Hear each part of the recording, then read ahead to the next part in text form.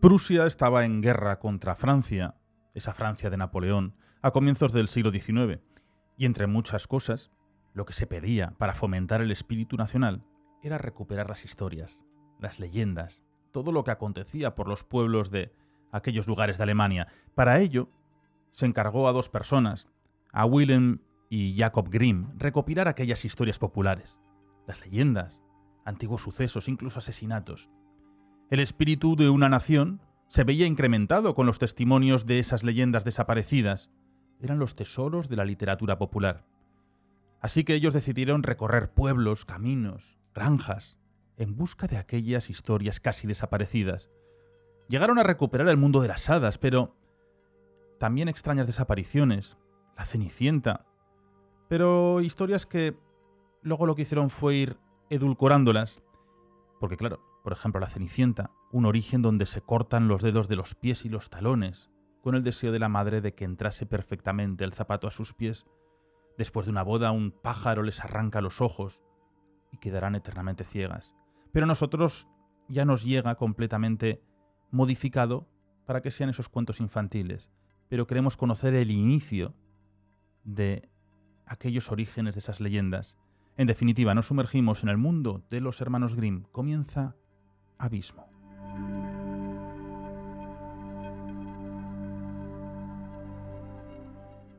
Muy buenas noches. Hoy queremos presentar estos cuentos que todos hemos leído, hemos escuchado, hemos visto, incluso en el cine, pero que hay una historia oscura detrás, o por lo menos el origen de ese cuento cuál era, antes de que se dulcificase para los niños. Mesa abierta aquí en Abismo. Daniel Higueras, Mr. Krell, ¿qué tal estás? Buenas noches, Nacho, chicos. Hoy hablar de sabiduría popular, de esos cuentos orales que nos han llegado un poco destilados a todos, pero que al fin y al cabo tienen esas raíces en la crueldad y la sociedad de la época. ¿Te ha sorprendido alguno o los tenías más o menos controlados esas historias reales? No, la verdad es que como casi todos los que estamos aquí hemos crecido con, por qué no decirlo, con los cuentos que nos ha transmitido Disney, ¿no? Esa factoría de ilusiones, hoy un poquito en baja o en caída, pero sí que es cierto que revisando y documentándome para el programa no sabía de tantos detalles, quizás sí un poquito la historia real, pero de tantos detalles que guardan los cuentos orales, originales, que se dedicaron a recopilar, como bien has dicho, los hermanos Grimm, ¿no? Y muchos muy crueles, muy duros, la verdad. No aptos para niños. Pues seguimos aquí para comentar estos cuentos. Silvia Ladrero, ¿qué tal estás? Hola, buenas noches. Preparada para descubrir estos finales terroríficos de casi todos los cuentos que hemos crecido con ellos. De otros también que yo no había escuchado hasta ahora, de los hermanos Grimm o incluso de Hans Christian Andersen, de Perrault. Bueno, al final ellos lo que hicieron, todos estos autores, fue recopilar historias del pasado que en muchos casos eran un reflejo de la realidad, como veremos durante el programa. Es un programa, además, que tú tienes especial interés en hacerlo. Me dices, hay que hablar de los hermanos Grimm y hay que hacer un programa sobre ellos y esos cuentos para conocer el origen. Es que son terroríficos. De verdad, ¿eh? Sí. Bueno, pues para terrorífico también los inicios que hoy vamos a tener de introducción con nuestro compañero profesor Jaime Arenas. ¿Qué tal estás? Buenas noches, Nacho, Silvia, Dani, ¿cómo estáis vosotros? ¿Bien? Muy bien. Aquí esperando a conocer quiénes fueron los hermanos Grimm, Jaime. Bueno, pues hoy vamos a hacer una breve introducción para que no se convierta en un relato horroroso sobre estos dos hermanos alemanes que la verdad es que han pasado la historia por ser posiblemente unos de los mejores, no creadores, porque sus historias no son genuinas, pero sí recopiladores y literatos de la historia de Alemania y posiblemente del mundo. Los hermanos Grimm a los que nos referimos son dos de ellos, ya que pertenecían a una familia que tuvo 6 hijos, y nos referimos a Jacob y a Wilhelm. Nacieron respectivamente en 1785 y en 1786. Su faceta no solamente es la que conocemos, sino que esta gente, estos dos señores, fueron filólogos, juristas, folcloristas, eruditos, mitólogos, investigadores culturales, lexicógrafos y escritores. Y además fueron coleccionistas de muchísimos libros que gracias a eso fue como pudieron ir, y entrevistándose con la gente, fue como pudieron ir recopilando lo que hoy conocemos como esos cuentos de hadas, esos cuentos con criaturas mitológicas que han llegado hasta nosotros, pues como pueden ser, por ejemplo, Blancanieves, Cenicienta, Hansel y Gretel, La Bella Durmiente. Bueno, yo creo que conocemos prácticamente los principales, que además muchos de ellos han sido llevados a la gran pantalla e incluso a series de televisión. La primera obra que, digamos, recopila todos estos relatos, todos estos cuentos y todas estas leyendas alemanas se denominó Cuentos de la infancia y del hogar. La primera de las ediciones es curiosa porque tenía 86 relatos, pero sin embargo, en sucesivas publicaciones, desde la primera de ellas hasta la última, pues llegó a crecer hasta los 211 cuentos, lo cual yo creo que es prácticamente abrumador, ¿no? Estas historias que nos contaban los hermanos Grimm y que iban, además, recopilando con una metodología muy curiosa, ¿no? Iban por las casas, por los bares, preguntando sobre todo a la gente mayor que les contara esos cuentos que a ellos de pequeños les contaban a su vez sus abuelos, es decir, iban buscando esos relatos transmitidos por lo que es la tradición oral para poder plasmarlos por escrito. Obviamente ellos le daban pues un carácter quizás más literario, los embellecían un poco, sobre todo a nivel descriptivo, y luego los plasmaban en esas recopilaciones que hacían de cuentos de la infancia para el hogar. Hay que decir que los propios hermanos Grimm, en vida, fueron dulcificando los cuentos, porque os contarán sobre todo Dani y Silvia cómo las historias primeras, cómo las historias, digamos, vírgenes, antes de ser tocadas por ejemplo, la mano de Disney, eran historias que guardaban, por supuesto, enseñanzas morales, enseñanzas para la vida, que era lo que había que buscar, pero también eran historias que tenían finales terroríficos y que además plasmaban una sociedad de la época, aunque fuera de forma un poco indirecta a veces, en las que tanto el papel del padre como de la madre eran fundamentales, así como el de los diferentes hijos en lo que es la estructura familiar de la Alemania de aquella época, ¿no? Estamos hablando de finales del siglo XVIII.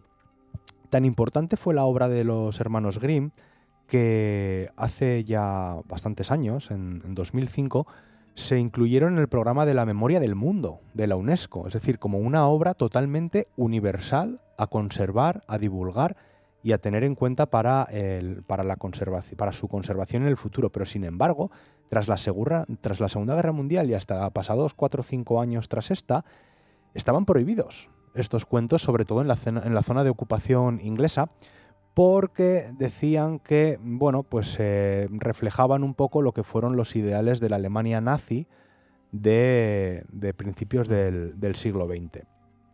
Estos hermanos vivieron en una familia que, si bien al principio era una familia que tenía posibles porque su padre era abogado, lo cierto es que el padre de ellos muere muy joven, cuando ellos eran muy jóvenes, con lo cual les deja en una situación de necesidad, y acuden a una de sus tías y a su abuelo materno, lo que hizo que pudieran estudiar en la Universidad de Marburgo. Principalmente estudiaron leyes. No hay que olvidar que eran abogados, que eran juristas, que habían aprendido de su padre, y después de ello pasaron por algunas de las mejores universidades de Alemania como profesores. Empezaron en Kassel, luego estuvieron en Gotinga. Lo que pasa es que les despidieron porque eran un poco, digamos, revolucionarios y habían protestado contra el rey Ernesto Augusto I de Hannover, pero sin embargo el siguiente rey, el rey de Prusia, Federico Guillermo IV, les invita a que fueran, de nuevo retomaran su labor docente en la Universidad de Humboldt. Y finalmente en 1848 incluso Jacob, después de esas revoluciones famosas que hubo en Alemania, fue miembro del Parlamento de Frankfurt. Ambos fueron dos personas muy estudiosas, muy meticulosas en su sistema de trabajo. Fueron solteros y vivieron juntos en la última etapa de su vida. Jacob, que era el menor de ellos, tenían por nacimiento la diferencia de un año, premurió a su hermano, murió en 1859, mientras que Willem murió en 1863, y nos dejaron, yo creo que una obra que, además de la de los cuentos que hoy hablaremos, porque es sobre lo que va el programa y sobre lo que se puede sacar quizás, o se puede desvelar algo que nuestros amigos que nos están escuchando y viendo no conozcan, nos dejaron una obra imprescindible, ¿no? Que es el diccionario alemán. El diccionario alemán es una obra que empezaron en 1838 a redactarla. Su primera publicación, la publicación del primer volumen fue en 1854 y hasta un siglo después, hasta 1961, no se terminó esa obra que los hermanos habían empezado. Es una obra, la del diccionario alemán, que tiene más de 33 volúmenes. Madre mía. Y podríamos equipararla quizás pues al diccionario María Moliner de la lengua española o al diccionario de la Academia de las Lenguas de la lengua española, ¿no? O sea, es una obra genial, o sea, es una obra perfecta y además completísima. Así que bueno, vamos a ver qué podemos contar sobre estos hermanos que nos han dejado tan buenos momentos cuando éramos niños, pero que vamos a descubrir que lo que nos contaban no era toda la verdad de lo que ellos escribieron. Por cierto, sí. Hoy spoilers sobre los cuentos. 200 años casi después. Bueno. Fíjate, una de las profesiones, qué bonita una de las profesiones que hay especialización, como es la mitología, ¿no? Los mitólogos, los especialistas en los grandes mitos, eso es fantástico. Silvia, ¿los originales se pueden encontrar? Bueno, sí, claro. Existen en muchas librerías y bibliotecas, sobre todo en la zona de Alemania y de Austria.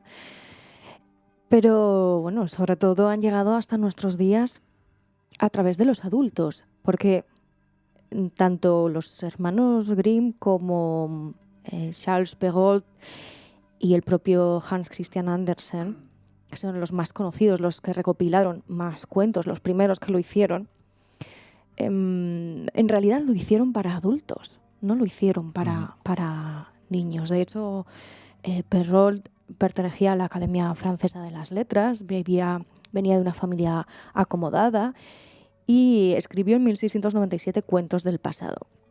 ¿Qué es lo que intentaban con esto?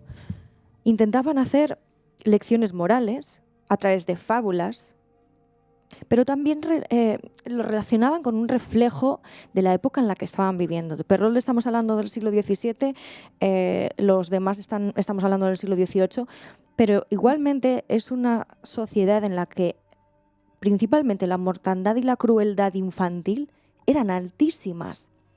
Las enfermedades, la violencia en las calles, abusos sexuales sin ninguna impunidad, o sea, completamente impunes, asesinatos y sobre todo la crueldad y los castigos que se hacían a nivel incluso estatal y a través de las iglesias también, cuando se cometían acciones que se consideraban inmorales. Entonces estos cuentos lo que intentaban era ser enseñanzas, esas fábulas para la virtud, para que se entendiese ese sentimiento de justicia, lo peligrosas que eran las tentaciones. ¿Y qué pasa? Que para eso lo que necesitamos es un grandísimo impacto. Necesitamos sangre y necesitamos historias que estén acordes a la sociedad de ese momento, ¿no? Lo que estamos hablando. Con lo cual no podemos compararla con la de hoy en día, que la muerte de un niño sería algo horroroso para nosotros. En aquel momento estamos hablando de que era algo normal, pero es que incluso los asesinatos de los niños por parte de sus miembros de la familia, ¿no?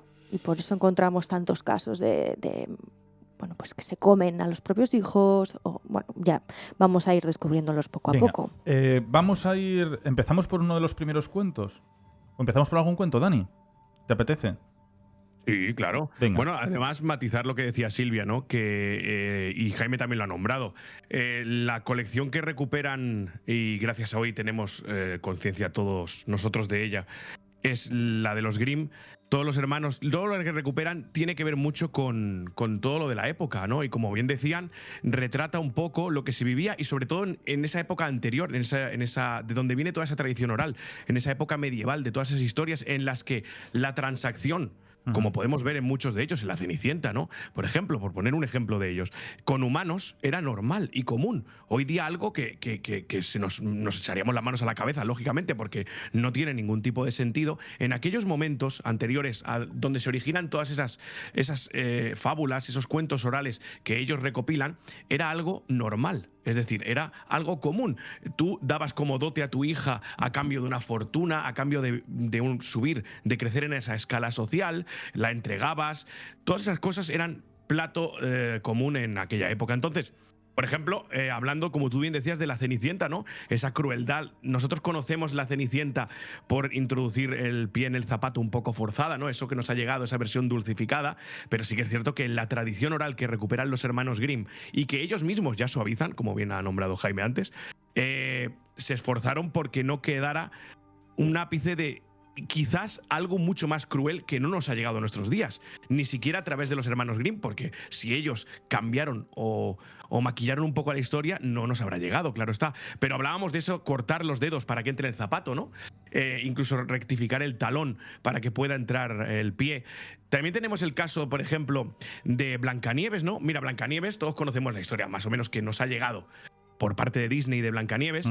Pero sí que es cierto que la verdadera obra de Blancanieves, ¿no? La que se contaba en aquel momento, pues nos habla, como en todas estas, de esa dualidad entre el bien y el mal, de ese camino de la justicia que tiene un sendero muy claro, ¿no? Y es que si tú te comportas bien por muchas leches que te dé la vida, al final te va a recompensar y vas a ser afortunado. Y ese final, pues brinda siempre al que se porta bien y con justicia un final bueno, llamémosle, y al que ha cometido atrocidades, al villano de turno, pues lo castiga severamente, ¿no?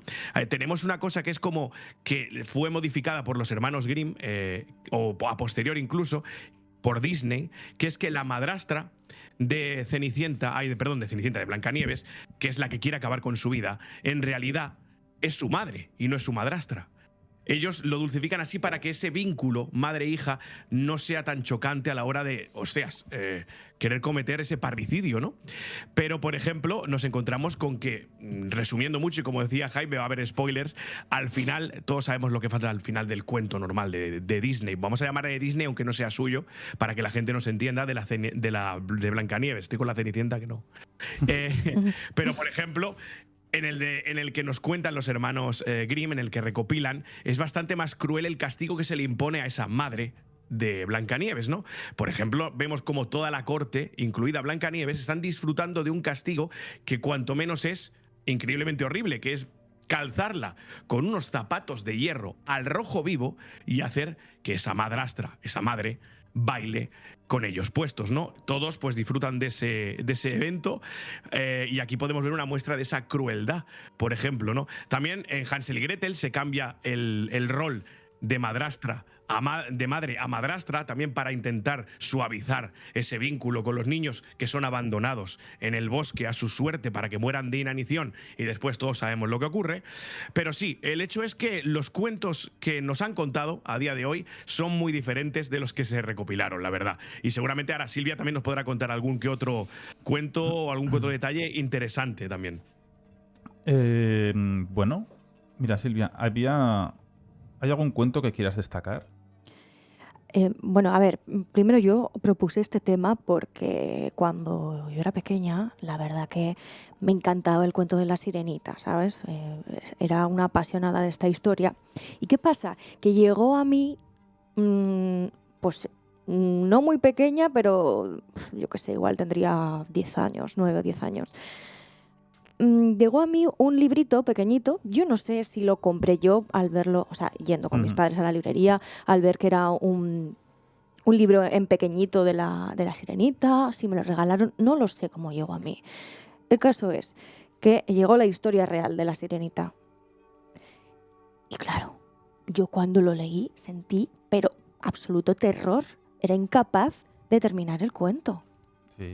Porque estamos hablando de que bueno, vamos a ir directamente a la enjundia, ¿no? Pero no es desde luego una historia de amor feliz. Estamos ante una historia en la que está a punto de cometerse un asesinato sangriento,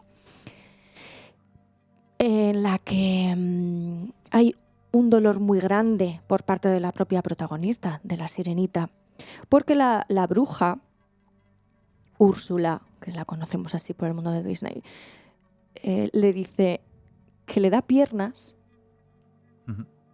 pero a cambio va a sentir un dolor horroroso cada vez que ande sobre ellas, como si fueran cuchillas clavándose en su piel. Y aparte también sabemos que la deja sin voz. O sea, ¿verdad? lo del sin voz aparece ya en los cuentos primigenios. Pero fíjate, cada vez que da un paso, Sí. siente un dolor insoportable como si le clavasen cuchillas. Ujú. A pesar de eso, ella acepta por amor, por un hombre que ha visto ahogarse en el mar y que ya lo salvó. Y además le dice la bruja que si consigue el amor de él, podrá convertirse para siempre en ser humano. En caso contrario, morirá, se convertirá en espuma y perderá el privilegio que tienen las sirenas de vivir 300 años y luego convertirse en seres inmortales.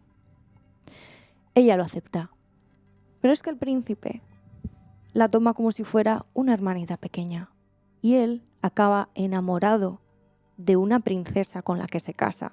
Está perdidamente enamorado de la princesa con la que se casa. Y de hecho, en la noche de bodas, la propia sirenita asiste a la fiesta y se cuela en el camarote. Y los ve dormidos en la misma cama, al príncipe y a la princesa. Y él, el príncipe, está diciendo entre sueños el nombre de su nueva esposa.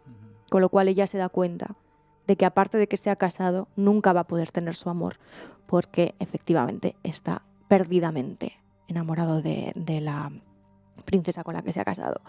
Las hermanas, desde debajo del barco, las hermanas de la sirenita, le dicen: te conseguimos un trato con la bruja.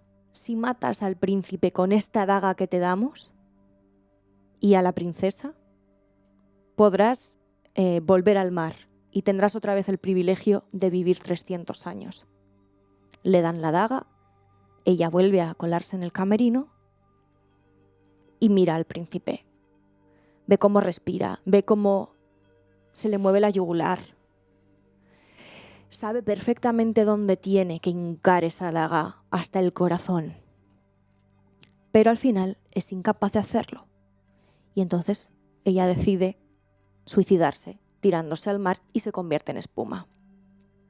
Así que, bueno, tenemos un relato. No lo conocía, tenemos este relato. Un relato completamente terrorífico. Obviamente es mucho más terrorífico si lo leemos el original, no este resumen que acabo de hacer.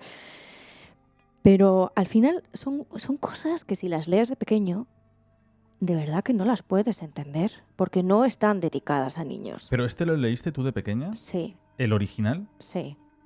Madre mía. Entonces, ¿Pero claro, querían darte eso? ¿Querían no, darte el de Disney? ya te he dicho que no sé si es que lo cogí yo o no lo sé. Y bueno, a raíz de esto, pues ya sí que fui investigando sobre los cuentos reales. Además, mi padre también le gustan mucho estas cosas, tiene muchos compendios de este tipo de historias, fui descubriéndolos y de repente te encuentras con cuentos tan duros, tan sangrientos. ¿Cómo cuál? Yo no sé si conocéis el cuento del enebro. No, yo Este sí no. que es de los ¿Tú, hermanos Jaime? Grimm. Tampoco lo conozco. ¿No? Yo tampoco. No, Porque pero La Sirenita, por ejemplo, era de Andersen, ¿vale? Es uno de los de las leyendas que recopiló Andersen. El enebro sí que es de los hermanos Pero el Grimm. enebro es una recopilación también, ¿no? No es ninguna creación. Claro, de... son todos. Ellos no llegaron a crear ninguno. No. Vale. Todos son leyendas o antiguas historias que iban recopilando por los viajes por Europa. Y además muy influenciadas también por la burguesía francesa. Porque precisamente de donde fueron recopilando todas esas historias, era de damas que habían sido criadas en la corte francesa o con los modales del estilo francés. Así que sí hay mucha referencia en todos los cuentos a esa sociedad, a esa burguesía francesa, esas damas, esos cuentos, esos castillos franceses. Pero bueno, el enebro no tiene nada que ver con estos cuentos de princesas, sino que es algo mucho más sangriento. Y es: hace ya mucho tiempo, como unos 2000 años, vivía un hombre millonario que tenía una mujer tan bella como piadosa. Se amaban tiernamente, pero no tenían hijos a pesar de lo mucho que lo deseaban. Frente a su casa, en un patio, crecía un enebro, y un día de invierno en que la mujer se encontraba debajo de él, pelando una manzana, se cortó en un dedo y la sangre cayó en la nieve. ¡Ay!, exclamó ella con profundo suspiro. Si tuviese un hijo tan rojo como la sangre y tan blanco como la nieve. Y entonces, al decir estas palabras, sintió de pronto en su interior una extraña alegría. A los 9 meses dio a luz a un precioso niño blanco y rojo, pero murió. Así que el esposo la enterró debajo del enebro. Al pasar los años, el hombre se casó con otra mujer, con la que tuvo una hija. Pero esta, la mujer, cuando miraba al pequeño, el que había tenido con su primera esposa, estaba completamente celosa, le parecía un estorbo y quería que la fortuna quedase en manos de su hija y no de él. Así que el demonio le inspiró un odio profundo y empezó a mandarlo de un rincón a otro, con empujones, codazos. El pobre pequeño vivía en un constante sobresalto, era maltratado. Y un día que volvió la hija del colegio, le dijo: mamá, quiero una manzana. Entonces la mujer abrió un arcón que estaba lleno de manzanas, un arcón muy grande y muy pesado, y le dio una manzana a la niña. Entonces la niña, como la manzana estaba tan buena, le dijo: quiero que le des otra a mi hermanito. Cuando volvió el niño del colegio, le dijo: toma, ¿quieres una manzana? La madre. Así que abrió el arcón y cuando el niño fue a coger la manzana, cerró completamente la tapa del arcón, cortándole la cabeza, sesgándola del cuerpo. ¿Qué pasa? Que dijo: uy, ahora me van a pillar. Así que decidió coger la cabeza del niño y volver a sujetarla al cuerpo con un lazo que había dentro del propio arcón. Y lo sentó en la entrada de la casa, completamente blanco, muerto el niño, pero con la cabeza cogida por esa gasa, por ese lazo, mirando hacia el infinito y con la manzana en la mano. Tenemos una escena dantesca, aterradora.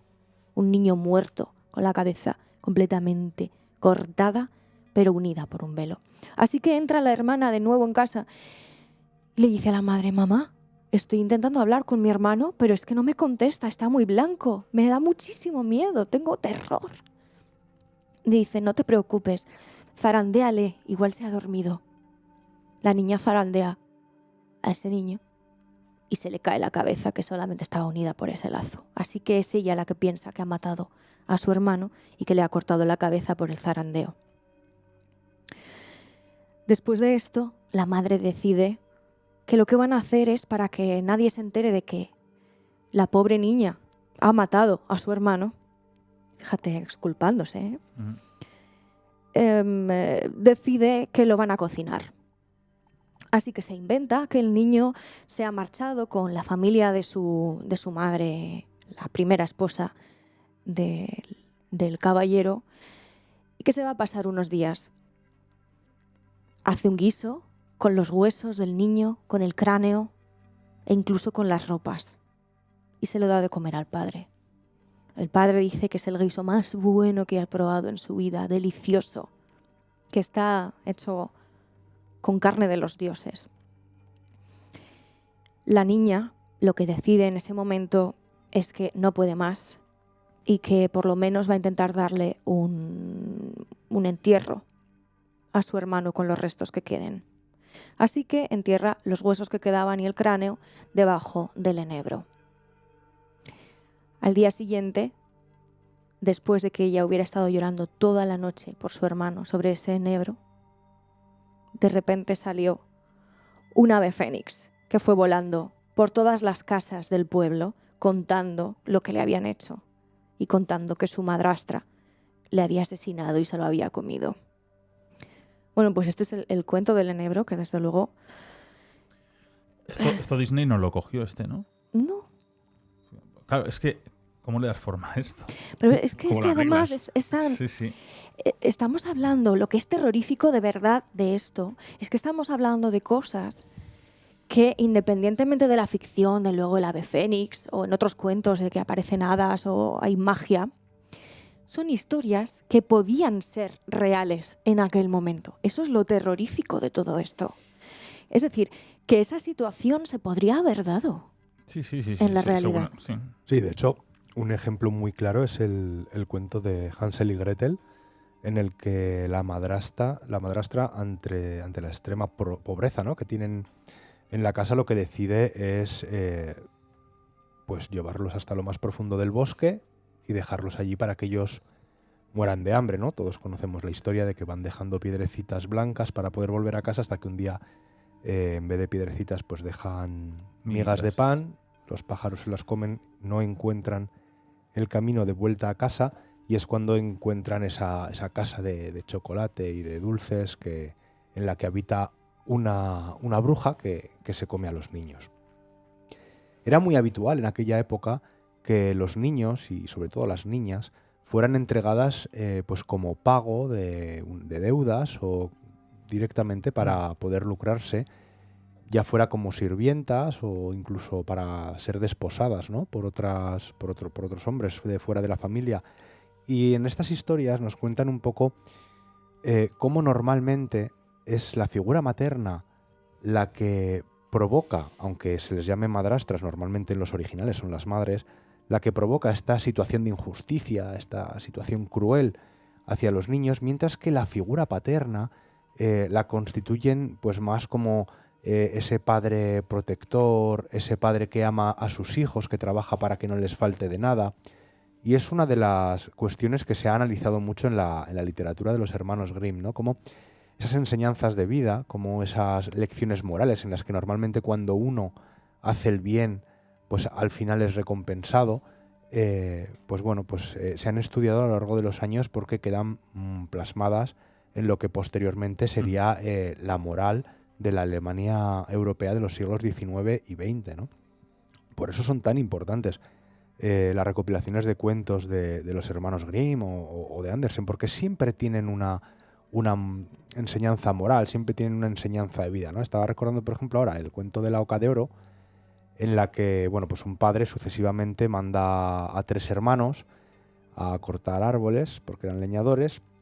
A los 2 mayores los envía con comida y con viandas suficientes para que no les ocurra nada, porque antes, cuando se enviaba a un ser querido fuera de casa, ya fuera para realizar un trabajo o fuese porque se iba de la ciudad o a otro pueblo, claro, los caminos y los bosques eran señal de peligro, de maleantes, de alimañas que podían acabar con la vida de esta persona, y muchas veces se figuraban que esta persona, cuando no volvía, es porque estaba viviendo unas aventuras tremendas, se había enriquecido y se había asentado en otro lugar, ¿no? Pues en este cuento de la Oca de Oro resulta que los hermanos mayores, cuando van, a mitad de camino se encuentran con un pobrecillo hombre que les pide compartir la comida porque está hambriento, está tirado en un lado del camino, y los hermanos mayores, bueno, pues declinan el compartir la comida, continúan su camino y dejan al pobre hombrecillo, al que podríamos denominar un vagabundo, un correcaminos,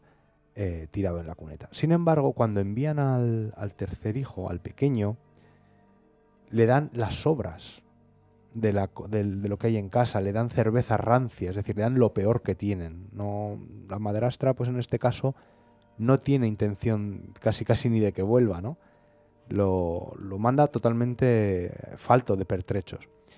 Y entonces este chico, el hermano menor de los 3, se encuentra con este hombre que una vez más solicita compartir alimentos con él. Y él, bueno, pues muy humildemente, lo poquito que tenía, lo comparte con este señor, con este vagabundo, y ahí queda la cosa. Cuando el hermano menor va a cortar un árbol para luego poder llevarlo a casa y venderlo, encuentra dentro una oca con plumas de oro. Y a partir de ahí, la historia continúa, pero a partir de ahí la suerte de este muchacho cambia para bien. ¿Qué nos enseña este cuento? Que la humildad y la buena obra que hace este chico, en concreto, pues con un abuelo que se había encontrado, le va a resultar en un favor de una criatura mágica que representa un poco, ahora lo llamaríamos el karma, ¿no? Y va a tener buena suerte durante toda su vida. Esto yo creo que va a representarse prácticamente en todos los cuentos que hacen... Pero en el resto no hay moraleja, como tal. Sí, en todas. Por ejemplo, en La Cenicienta, las hermanas malvadas no consiguen casarse con el príncipe, y la Cenicienta, que había sido una doncella humilde, trabajadora y que no había tenido nunca ínfulas de nada, pues al final es la que se lleva ese premio, ¿no?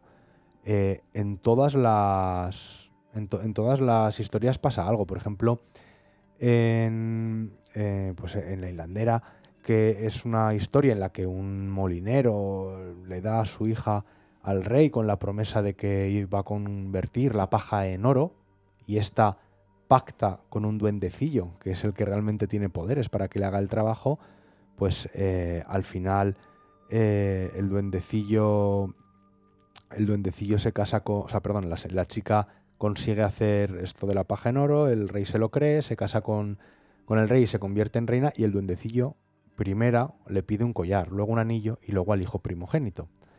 ¿Qué pasa? Que el duendecillo lo que hace es engañarle a la chica, y la chica, a través de un engaño, acepta que cuando tenga un hijo se lo dará, a cambio de que él coja la paja y la convierta en oro, ¿no?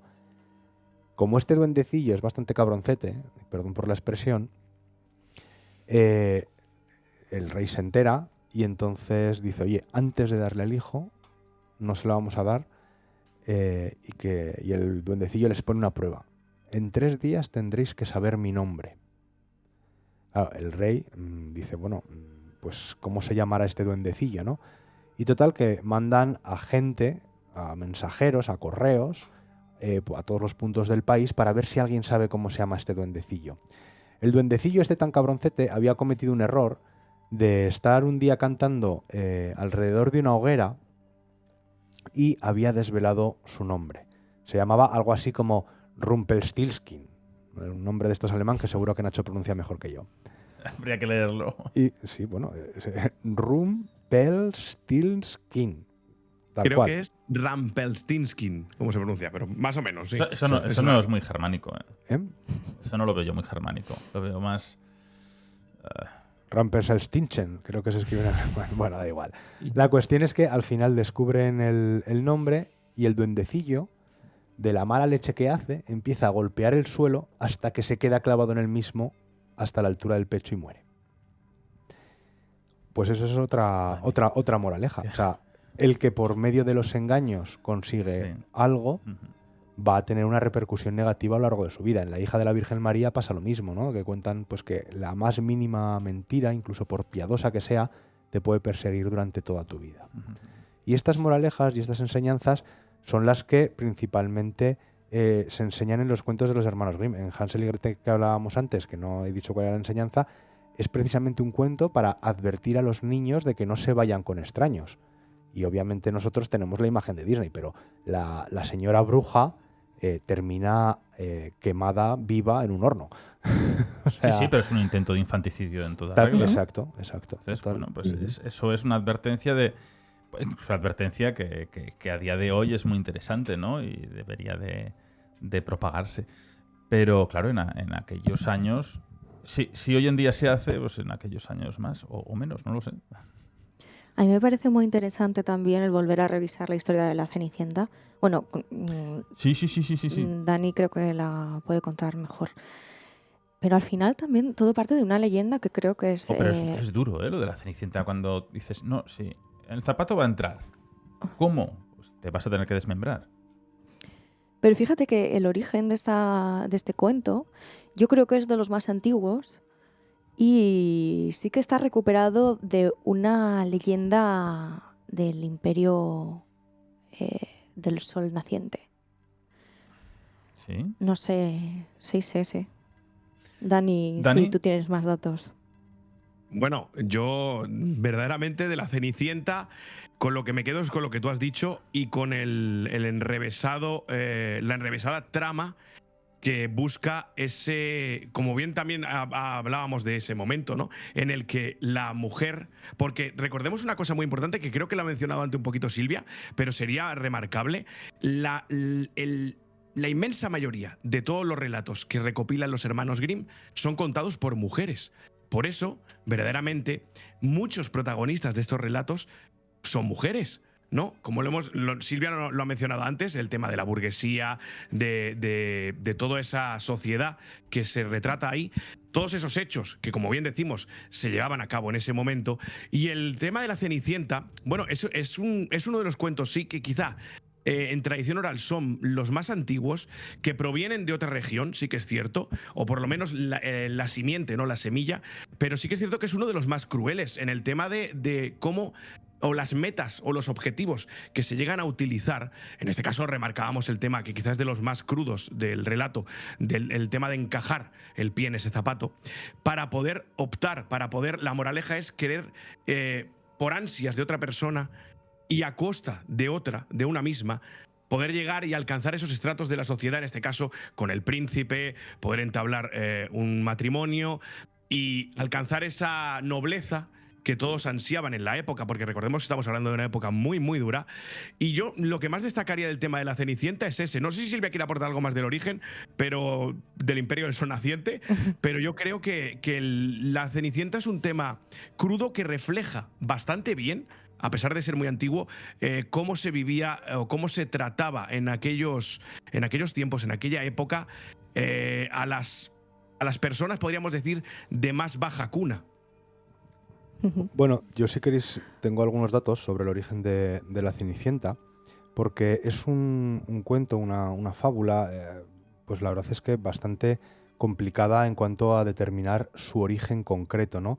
Sí que tenemos constancia de que Giambattista Basile publica en 1634, se publica de forma póstuma, La gata Cenerentola, que es quizás por el nombre que luego Cenicienta ha llegado a nuestra época, pero sin embargo ya en el siglo XII había una historia prácticamente igual que se llamaba Le France de Francia, y encontramos también un relato fuera de Europa en cuanto a lo que son las versiones asiáticas, por así decirlo, del año 860 en China, y no se llamaba la Cenicienta, obviamente se llamaba Ye Qian, ¿no?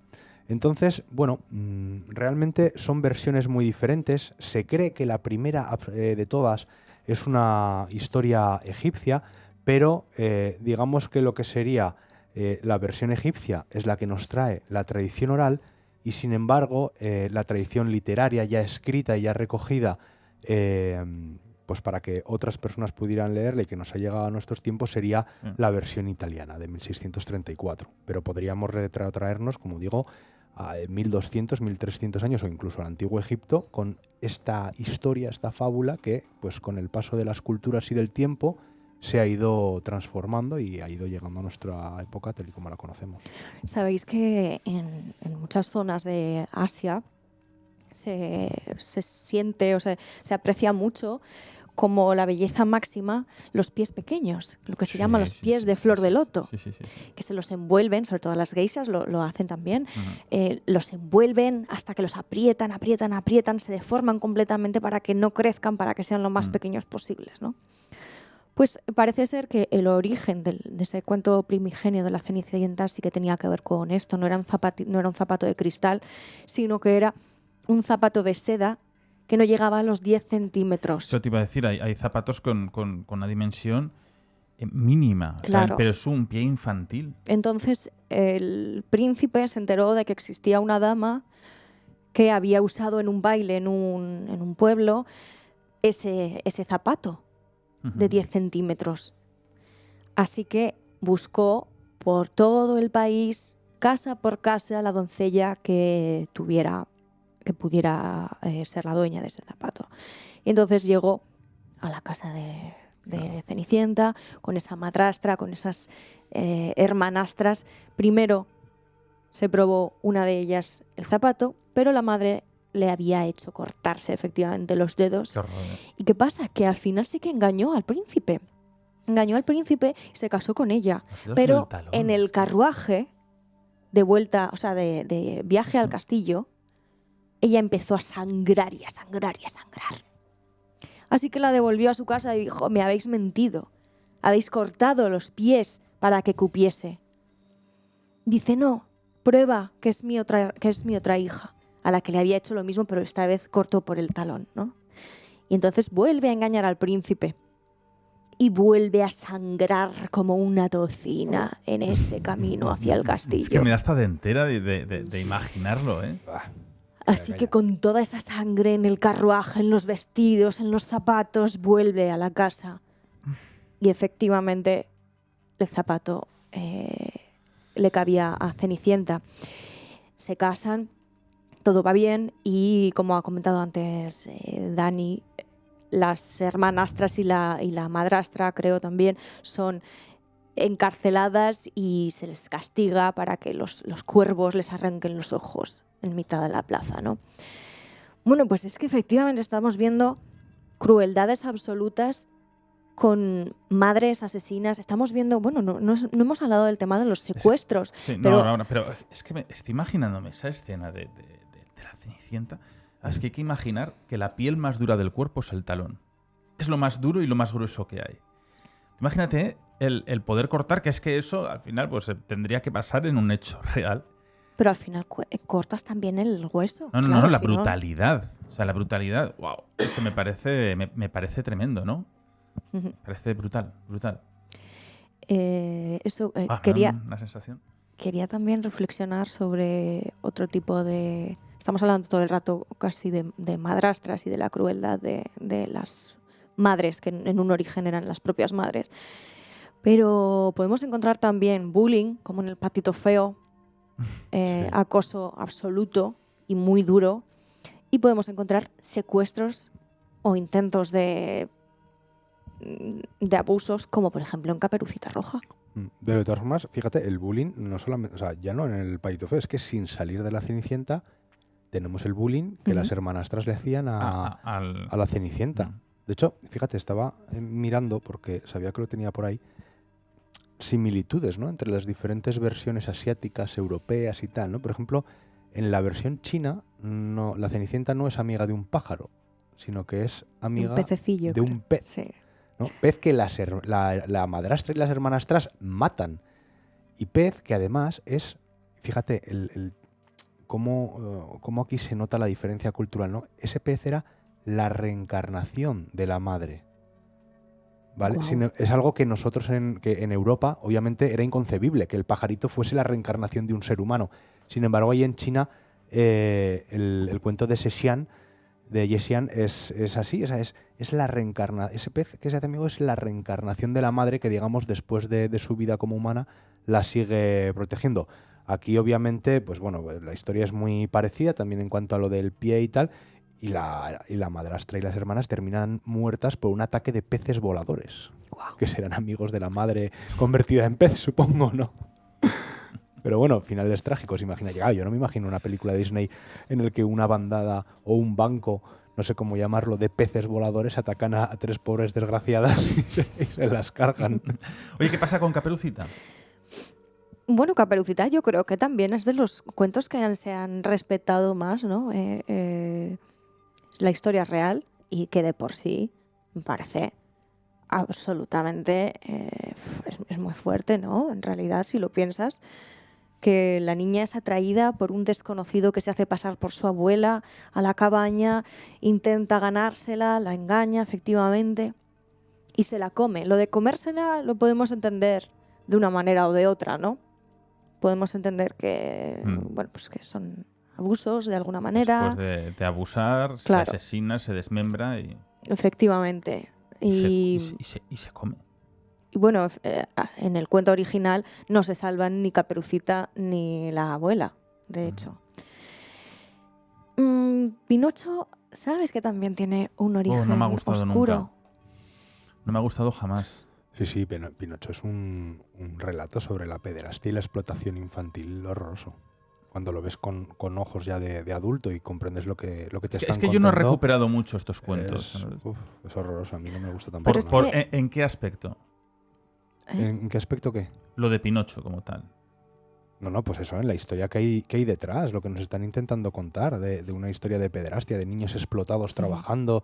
O sea, a mí personalmente me parece que si tú lo piensas, es como el flautista Hamelín, ¿no? Cuando se lleva a los niños, libra a Hamelín de las ratas y se lleva a los niños con la flauta y tal. A mí me parecen historias que, además, en esa cultura y en esos países, en Alemania, en Holanda, en Bélgica, que se han dado casos de pederastia tan bestias, es que realmente lo que están representando es precisamente lo que hablábamos antes de esa enseñanza de vida, o sea, de no te vayas con un extraño, niño, porque no sabes lo que te va a pasar, no te dejes embaucar, no te dejes engañar, porque al final todos estos niños, aunque luego hayan sido dulcificadas las historias que han llegado hasta nuestros tiempos, la mayoría de estas historias terminan bastante mal.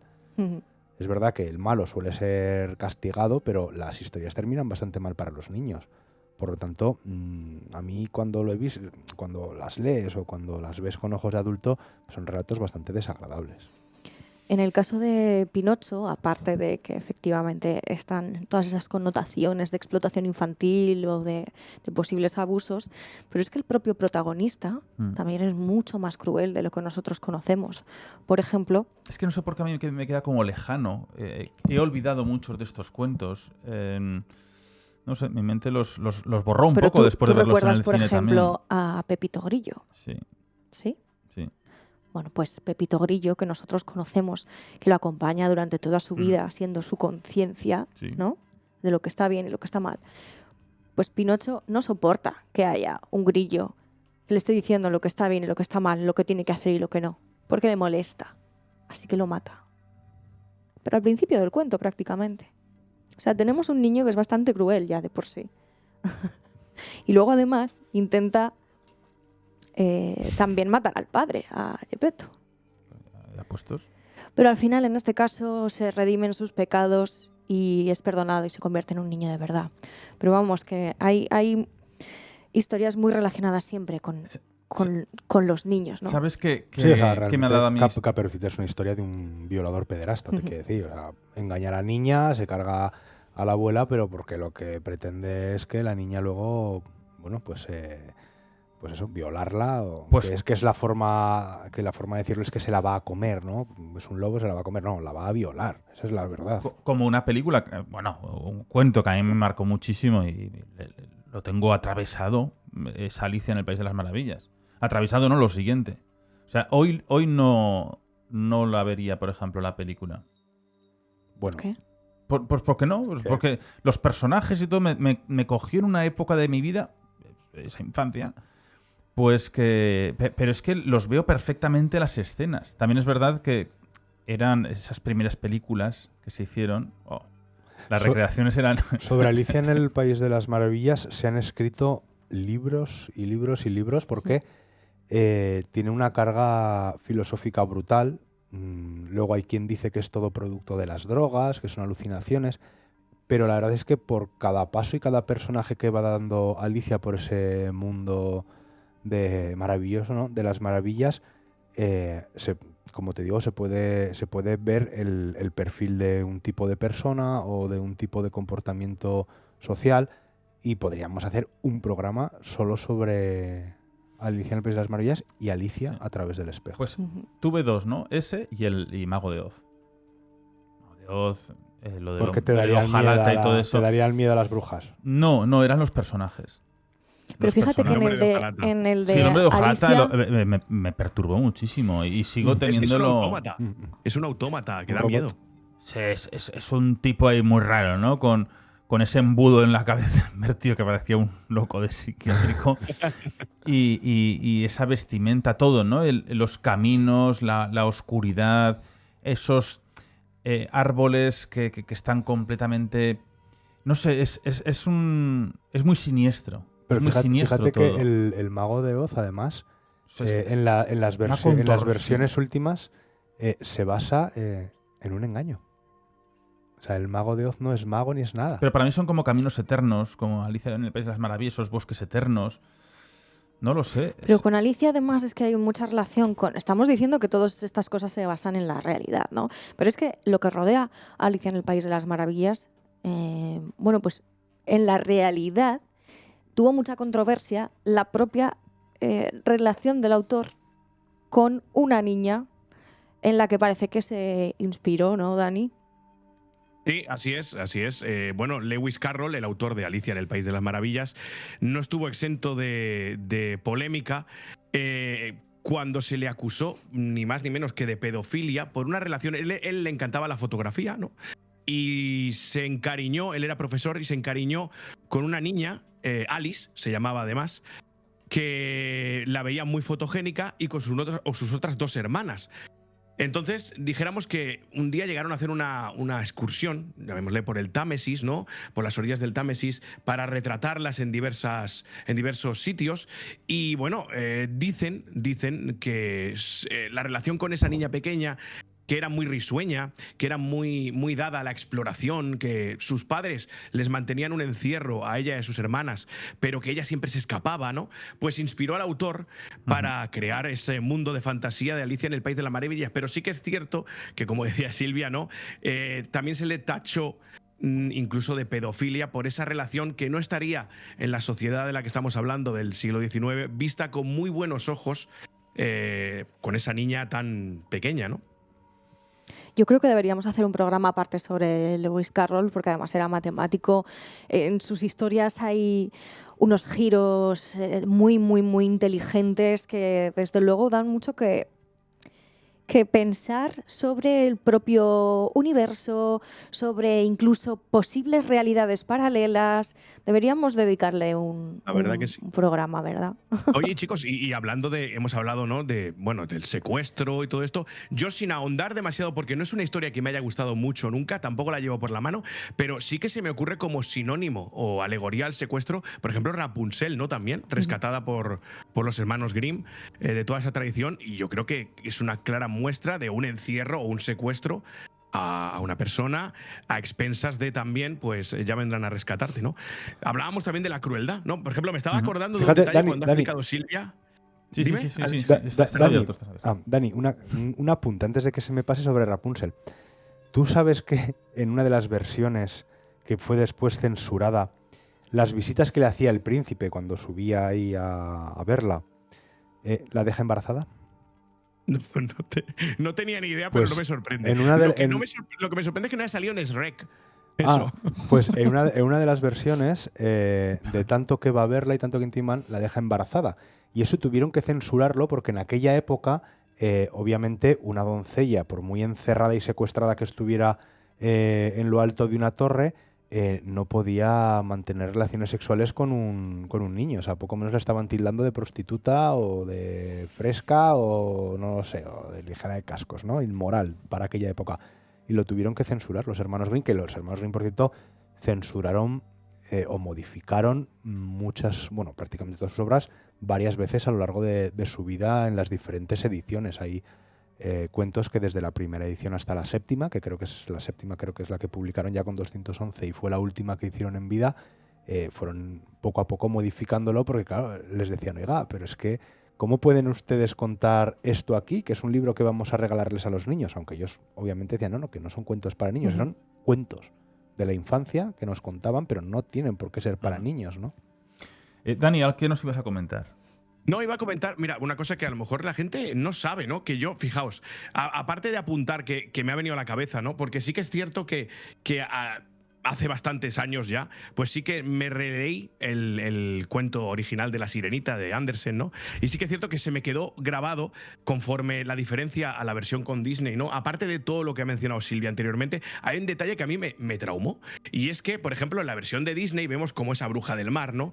Le pide a cambio de esas piernas a la Sirenita, pues entregarle su voz, ¿no? Dijéramos, de una manera metafórica, de una manera, pues no simbólica casi, ¿no? Se queda muda, pero es que en el cuento original de Andersen se corta la lengua, le entrega su lengua, o sea, lo que le entrega a cambio de sus piernas y de todo lo que comentaba Silvia, ¿no? Esas espinas que cada paso que dé serán como espinas que se clavan, pues le entrega su lengua, por eso no puede hablar, ¿no? Eso me acordaba. Y después, repasando otro cuento muy famoso de Andersen, ¿no? Que todos habremos escuchado alguna vez, aunque lo retengamos más o menos en la memoria, El soldadito de plomo, por ejemplo, ¿no? Es un cuento tremendo. Fijaos porque documentándome, yo evidentemente lo había leído hace muchísimos años, El soldadito de plomo, pero no retenía tantos detalles en la memoria, ¿no? Pero fijaos una cosa, os voy a leer un pequeño fragmento y me vais a decir a qué os recuerda esto, ¿vale? Para que veáis la influencia, en este caso de Hans, en los autores contemporáneos. Más concretamente, en algún autor del que ya hemos hecho un programa. Fijaos en esto, ¿no? Todos sabemos la historia hasta que el soldadito de plomo, o la recordamos más o menos, se cae por aquella ventana, ¿no? Y va a parar a la calle. Y dice así.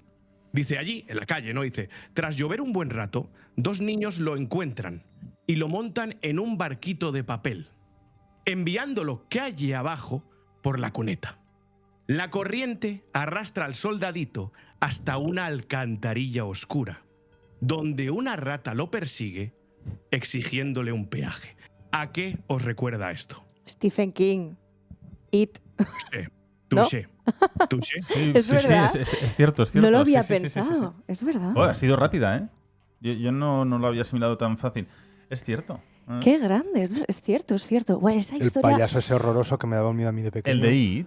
Sí. ¿Sí? Hombre, pues sí, cuando era pequeño sí, ahora me hace gracia, pero sí, a mí. ¿Cómo se llama? Honey Penny o No lo sé. Penny o... Pennywise. Pennywise. Ya Sí. sabes que yo no soy muy de Pero Stephen de King. todas formas, A mí me gusta, más pero- horror me parece a mí en la propia historia del soldadito de plomo, ¿no?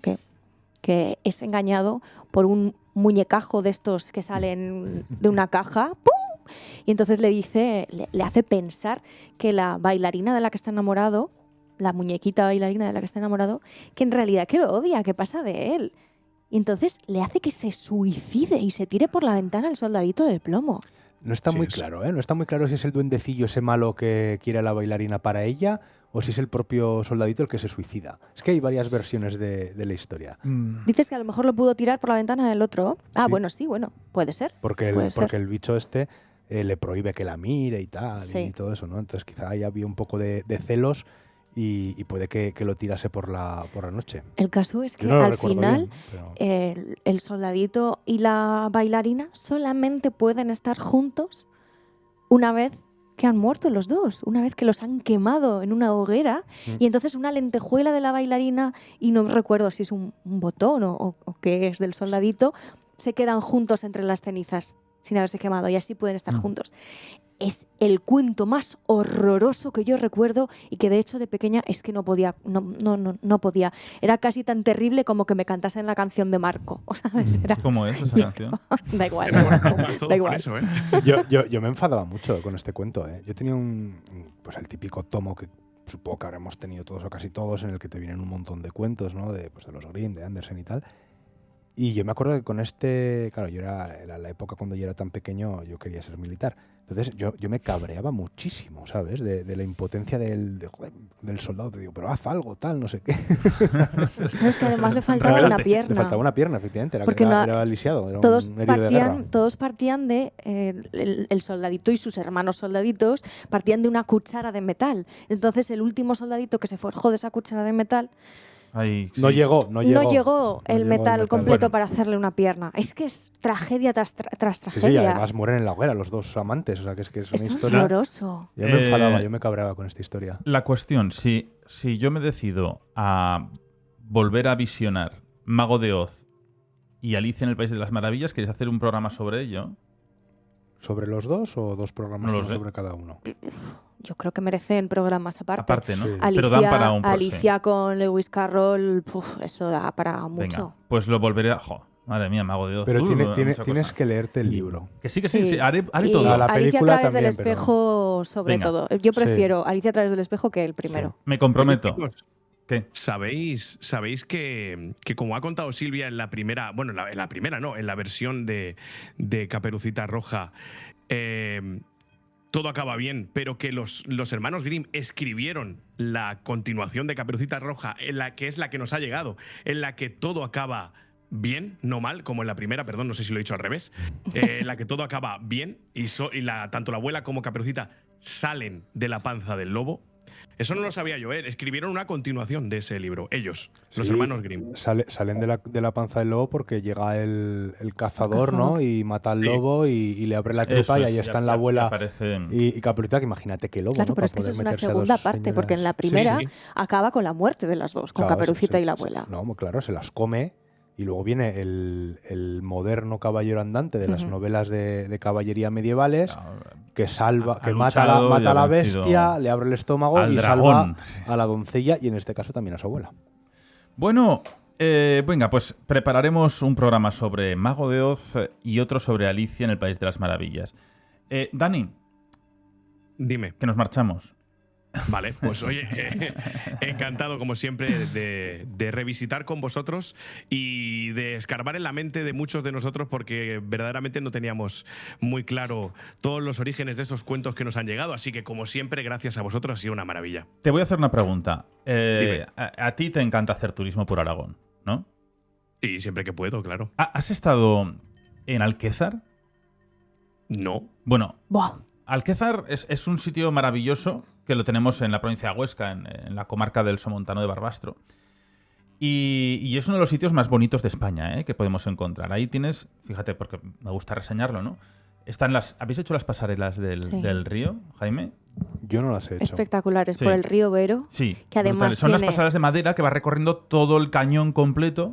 Eso es un cañón precioso y que además las aguas del río Vero son completamente transparentes, como si fuera un cristal. Sí. Y es una delicia el poder, aunque sea mojarte las manos, ¿sabes? Lleno de aves con los buitres. Hay una colegiata maravillosa allí que tiene unas historias de una campana que tocaba sola, el abad con el toque de la agonía. Y a los que les gusta la brujería siguen conservando, Dani, los espantabrusas, que son en casi todas las chimeneas del pueblo, acaban con una piedra horadada para que pase el viento y entonces provoque ese soplido que tira a las brujas, siguen creyendo en ello. En la plaza principal te encuentras todavía pezuñas, las patas de animales clavadas, claveteadas por las maderas, las flores de cardos que aparecen en lo alto de los pórticos de las entradas de las casas, esas protecciones en los vanos de color azul. O sea que es un sitio todavía... Es muy medieval, ¿verdad? Absolutamente, ¿no? Es casi como virgen hacia la creencia de la brujería, que siguen conservándolo como una tradición, pero a la vez es la belleza, porque es como un pueblecito, ¿no? En una montaña y como va bajando con una muralla que rodea prácticamente parte de esa localidad y en lo alto es un lugar fantástico y lo bien que se come. ¿Y no nos vas a hablar de las cuevas? ¿De cuáles? Bueno, de las que hay en lo que es el Parque Cultural del Río Vero, que hay pinturas prehistóricas. Está el ciervo este de Chimiacha, es tan bueno, yo creo que es bastante famoso, ¿no? Sí. Y todo lo del neolítico, ¿no? Que ahí se extiende por esas zonas. Bueno, igual no son tan cuevas, son más abrigos naturales. Pero bueno, con lo que te gusta a ti la pintura prehistórica, que se te haya pasado eso por... No, bueno, y es para que entre todos, ¿no? Engrandezcamos la localidad. Es un sitio muy chulo y se come bien, además. Sí, se come increíble. Habrá que ir a verlo, ¿no? Porque la verdad es una maravilla encontrar lugares así donde reductos de la España ancestral que todavía quedan, y me parece maravilloso, y además tan cerquita, nos empeñamos en irnos fuera, y aquí, por ejemplo, Alquézar en Aragón, pues lo tenemos, así que habrá que visitar Alquézar. Iremos haciendo guiños de diferentes localidades. Hoy no sé si marcharme a Tarazona o Alquézar. Hombre, este sitio es perfecto para todos los cuentos medievales de los que hemos hablado, y para hablar de brujas y de cosas sórdidas. Y en verano, porque en invierno hace mucho frío, pero deportes de aventura. Sí. En la Sierra de Guara. Sí. Sierra de Guara, bueno, y además ahora en verano, pues oye, pues en julio, agosto, septiembre, pues ¿por qué no visitar Alquézar? Que es un lugar precioso, y luego todos los aledaños que tienes también para poder visitar. Pero bueno, como núcleo, como zona, merece la pena, ¿eh? Y hacer noche en esos pequeñitos ¿Cómo hoteles. se llama el queso este que hacen en el pueblo de al lado? ¡Ay, Dios mío! Es de los quesos más buenos que hay. ¿Sí? Bueno, puede ser en Sierra de Guara. Sí. Ahora están todos A ver, vamos a buscarlo. los servicios de información de Abismo buscando quesos. Buscando. El en- radiquero Oye, chicos, puede ser. algún queso día- radiquero. Eso es, radiquero. Algún Sí. día tendremos que hacer un directo de Abismo frente al fuego, ¿no? Y contando historias, ¿no? Estaría chulo, ¿eh? Eso a la gente le gustaría, yo creo, ¿eh? Es Oye, complicado de llevar a cabo, pero estaría muy bien, ¿eh? Un Abismo frente al fuego. No, y comiendo y comiendo. Eso es buscar Hombre, claro, comiendo y bebiendo. Me encanta. tener buena cobertura donde hagamos esa post-barbacoa y poder Hombre, contar debería con ser de unas, noche, ya. con unas copas de vino que también ahí en Alquézar, ¿no? Es la cuna también del vino del Somontano. Pues ya lo tienes. Vino del Somontano, queso radiquero y una hoguera. Y Ahí está. nos ¿Cuándo ponemos vamos? un ratito. No sé, ¿cuándo hacemos Turismo Aragón? Por allá arriba. Pues iremos pronto. Venga. Venga, hala, marcamos otro punto en nuestro mapa del turismo de Aragón, como es Alquézar. El otro día estuvimos oteando, ¿no? Toda la zona de Ordesa y Monteperdido, que quisimos viajar. Bueno, nos contó Jaime que era su zona favorita. Ujú. Precioso. Pues hoy hemos bajado un poquito más hacia abajo de ese Monte Perdido y nos hemos ido hasta Alquézar. Maravilloso. Venga, pues iremos allí, nos encontraremos todos. Seguiremos indagando por ese Aragón mágico y ese turismo que tenemos en Aragón. Dani, ahora sí, un abrazo muy fuerte. Nos vemos pronto. Bueno, nos volvemos la semana que viene. Tenemos que grabar. Pues a vosotros siempre. Gracias. Genial. Oye, una pregunta. ¿De esto sale nuevo tema pronto? Pesado es este hombre. ¿No ibas a sacar un nuevo tema? ¿Cuándo? El 31. ¿Con bragas en la maleta? No tiene bragas. Ah. En maleta. Bueno, es que es de las cosas más necesarias en la vida, llevar bragas de sobra. Y papel ¿Sí? de culo. Sí. Bueno, Sí, ¿verdad? con el papel al final. ¿Qué es aquí? Con una braga sucia ¿Era también aquí? te puedes ¿Era limpiar. aquí? Ah, no, esto es el... Es una, de las es una de las enseñanzas de Aquí. la película. A ver, de- vamos a escuchar. Solo llevo bragas en esta maleta. Muy bien. Es una de las enseñanzas, ¿no? Que nos dejó Solo en casa, de Macaulay Culkin. Que hay que llevar una maleta, papel de culo y agua. Que decía su hermano mayor. Pues bueno, pues es fundamental. Profesor Jaime Arenas, siempre maravilloso, siempre perfecto. Bueno, no sé si perfecto, pero desde luego Pero vienes como un pincel. me lo he pasado muy bien hoy con vosotros. Repetiremos, seguro. Venga. Doctora Ladrero, gracias. Un abrazo. Buenas El noches. tren de la inocencia. Por ejemplo. Se dice eso, ¿no? Sí. Sí. Pues nada. Hoy ha ido sobre cuentos de inocencia. Pues seguiremos. Un abrazo enorme y hasta la próxima semana y hasta que estos señores nos traigan también una nueva canción. Los de Aura Límite, que son famosos, pero aquí no les hacen ni caso en Aragón, no sé por qué. Tenemos muchos tebeos que escriben semanalmente cosas o diariamente, pero luego resulta que a los grupos importantes pues les hacen vacío. Chico, qué absurdos somos. Qué poco nos gusta hacer patria. Hala, a ver si espabilan los plumillas. Un abrazo enorme. Baby, déjame, lo quiero superar.